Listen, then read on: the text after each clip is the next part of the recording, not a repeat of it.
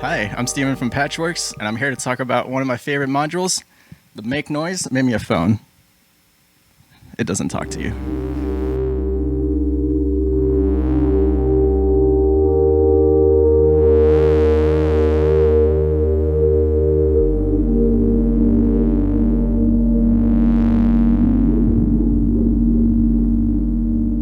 Right, so one of my favorite uses of the mimeophon is to actually emulate subtle tape warbles using the micro timing input right here. And to do that, I'll just quickly patch up Plonk, an output from Plonk. And the dry signal sounds like this. Then we can bring in the wet signal here, turn that feedback down.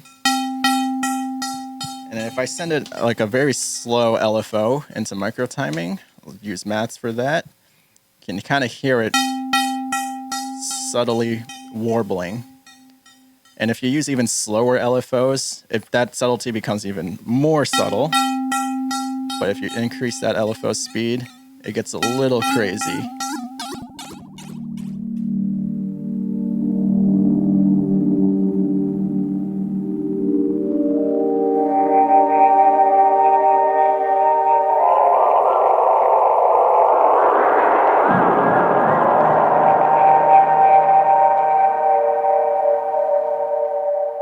So another way I like to use mimeophon is utilizing its hold function here, which basically loops a buffer of the incoming audio.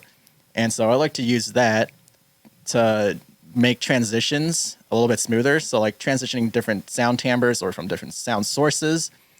So in this example here I have patched up, I have the Dixie running through this Doppler filter and then into mimeophon.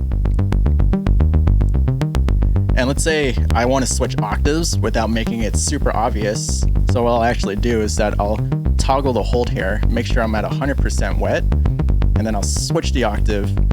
And then while that's being held and looped, at the same time it's also being clocked, so it should be synced. I can fade in the dry signal. And also get a really cool blend of rhythmic patterns.